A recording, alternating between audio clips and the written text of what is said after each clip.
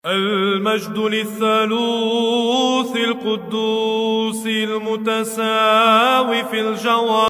Shalom, salam sejahtera di dalam nama Tuhan Yesus. Dalam program 5 Minute Apologetics kali ini, saya akan bicara tentang pernyataan Yesus yang direkam oleh Yohanes pada malam sebelum Yesus disalibkan. Ketika ia mengajar murid-muridnya, ia menghibur, memberikan kekuatan. Di sana Yesus memberikan dorongan pada murid-muridnya, menjanjikan akan datangnya Roh Kudus Sang Penghibur. Dan Yesus juga menyatakan dalam Yohanes 14 ayat yang ke-28, Yohanes 14 ayat 28, "Kamu telah mendengar bahwa aku telah berkata kepadamu, aku pergi, tetapi aku datang kembali kepadamu. Sekiranya kamu mengasihi aku, kamu tentu akan bersuka cita karena aku pergi kepada Bapa-Ku, sebab Bapa lebih besar daripada aku." Nah, ungkapan yang terakhir dalam ayat ini, sebab Bapa lebih besar daripada aku, ini pernah dipakai oleh Arius, seorang presbiter, seorang imam yang hidup pada akhir abad ketiga sampai awal abad keempat, di mana ia karena dipengaruhi oleh filsafat Helenis, Neoplatonisme, ia mengajarkan bahwa logos atau kalimatullah itu diciptakan. Ungkapannya yang terkenal, kana waktun lam yakun fihi, ada waktu di mana kalimatullah itu pernah tidak ada. Ada waktu di mana logos itu pernah tidak ada. Dengan lain kata, logos itu tercipta, diciptakan. Nah, pandangan Arius ini ditolak oleh gereja. Ia mendalilkan ini terbukti dari ungkapan Yesus, sebab Bapa lebih besar daripada aku, kata Yesus. Nah, kemudian Arius mengatakan tentang ayat ini, di dalam buku ini saya kutip, Arius mengatakan tentang ayat ini, innal abna khola, sesungguhnya sang putra itu berkata, abi a'zomu minni, Bapa lebih besar daripada aku, fa'ali hadha yakunul ibni asgoru minal abi wala yusawih bil jauhar. Bahwa dari pernyataan Yesus ini, sesungguhnya sang putra itu lebih kecil dari sang Bapa, sehingga ia tidak memiliki hakikat yang sama, kata Arius. Nah, pernyataan ini tentu tidak sesuai dengan kebenaran kitab suci seperti yang kita lihat nanti. Nah, ayat ini juga seringkali dipakai oleh polemikus Islam untuk membuktikan bahwa Yesus itu bukan Allah. Buktinya Yesus berkata, Bapa lebih besar daripada aku. Lalu apa makna sebenarnya? Nah, untuk mengerti apa makna ungkapan Yesus, kita harus memahami minimal 3 hal. Yang pertama, apa tujuan penulisan Injil Yohanes? Nah, karena ayat ini ditulis dalam Injil Yohanes, kita harus paham. Kita harus tahu apa tujuan penulisan Injil Yohanes. Injil Yohanes adalah sebuah Injil kesaksian tentang Yesus.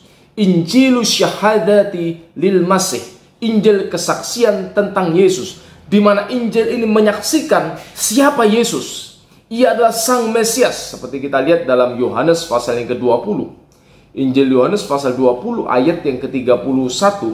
Di sana dikatakan, tetapi semua yang tercantum di sini telah dicatat supaya, ini tujuannya penulisan Injil Yohanes, supaya kamu percaya bahwa Yesuslah Mesias, Anak Allah, dan supaya kamu oleh imanmu memperoleh hidup dalam namanya. Nah, jadi jelas tujuan penulisan Yohanes merupakan Injil kesaksian, Injilus syahadati, Injil kesaksian lil masih tentang siapa Yesus. Ia adalah Mesias yang dijanjikan dalam kitab Taurat. Ia adalah Mesias yang dijanjikan di dalam kitab para nabi. Ia Sang Juru Selamat itu, Anak Domba Allah itu. Nah, maknanya apa? Siapakah Mesias itu? Nah, ini pertanyaannya. Siapakah Mesias itu? Ia bukan sekedar nabi, ia bukan sekedar guru, tetapi ia pewahyuan diri Allah.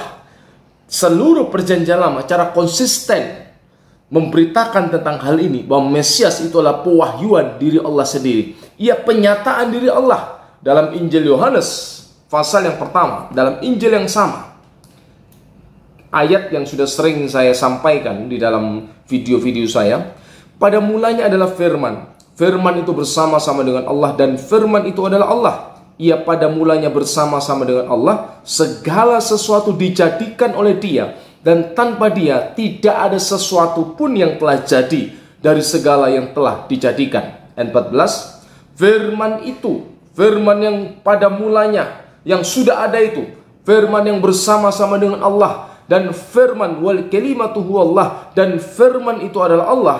Kini firman itu menjadi manusia, diam di antara kita. Nah, di sini jelas apa yang disaksikan oleh Injil Yohanes, bahwa Yesus itulah Mesias, Mesias yang merupakan pewahyuan diri Allah sendiri. Ya, sang firman pencipta segala sesuatu yang ilahi kini menjadi manusia.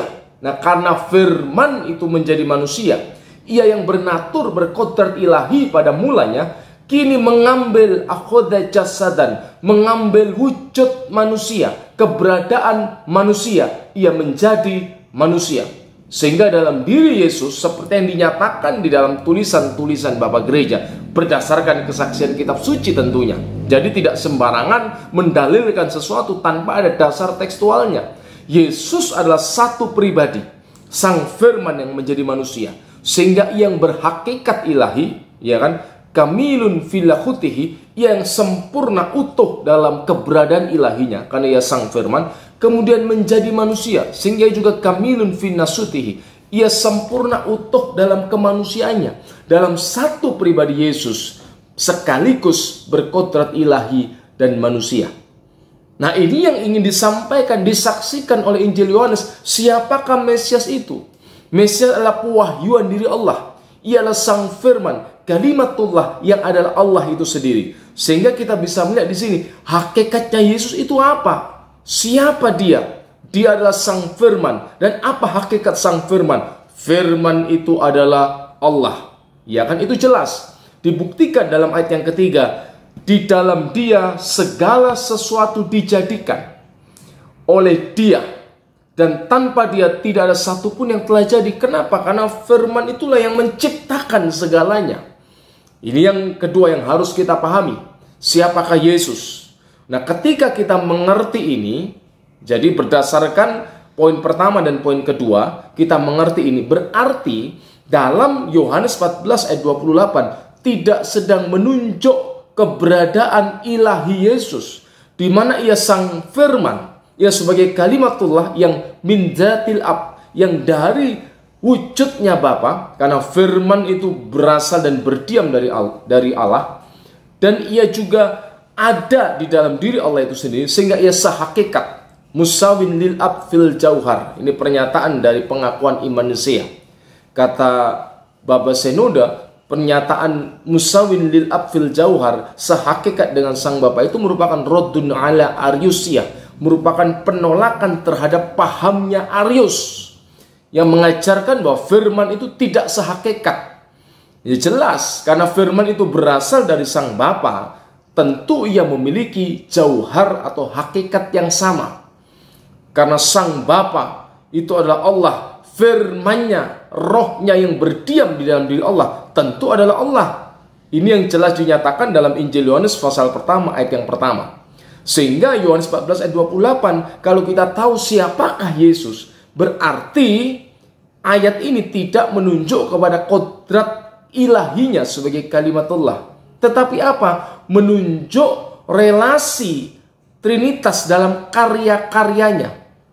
Jadi dalam bahasa teologi Kristen sering diungkapkan dengan ungkapan Tritunggal oikonomia, Tritunggal secara oikonomis, secara karya. Dalam karyanya sang Bapa mengutus firman-Nya yang menjadi manusia. Jadi tidak menunjuk kepada kodrat ilahinya. Bahkan dalam kemanusiaannya itu, dalam Filipi pasal 2 dikatakan ia merendahkan diri sama seperti hamba.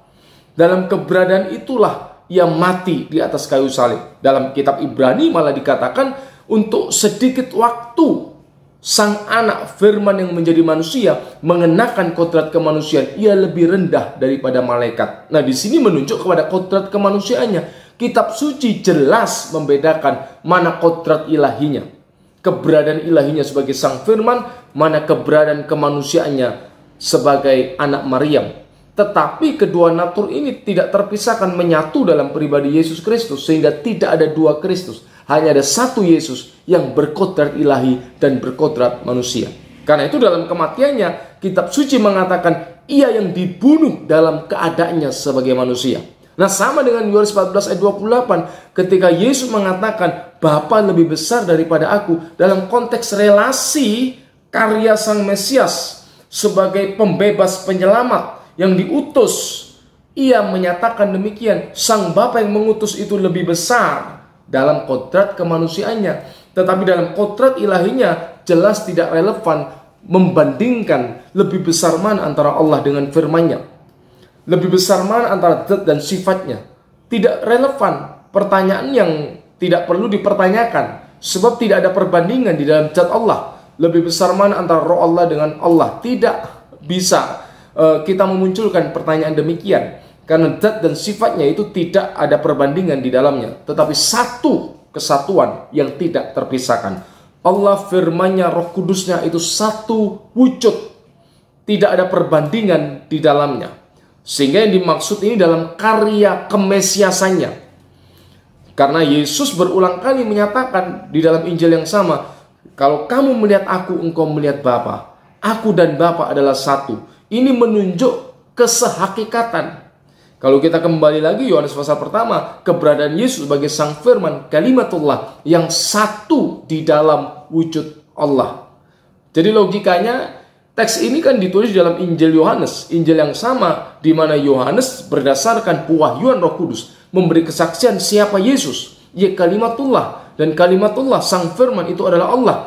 Kalau teks ini dianggap mempengaruhi keberadaan kodrat ilahi Yesus, tentu Yohanes tidak menulis di dalam Injilnya ini. Tetapi justru sebaliknya, karena ayat ini menunjukkan bahwa Sang Firman itu benar mengenakan atau mengambil kodrat kemanusiaan, sehingga sabda Yesus direkam, Bapa lebih besar dari aku. Itu menunjuk kodrat keberadaan kemanusiaan Yesus, yang memang itu lebih rendah daripada kodrat ilahinya sebagai Sang Firman untuk sementara waktu ketika ia menjadi manusia, menjalani tugas kemesiasannya, menjalankan misi penyelamatan untuk menebus dosa umat manusia melalui kematiannya di atas kayu salib.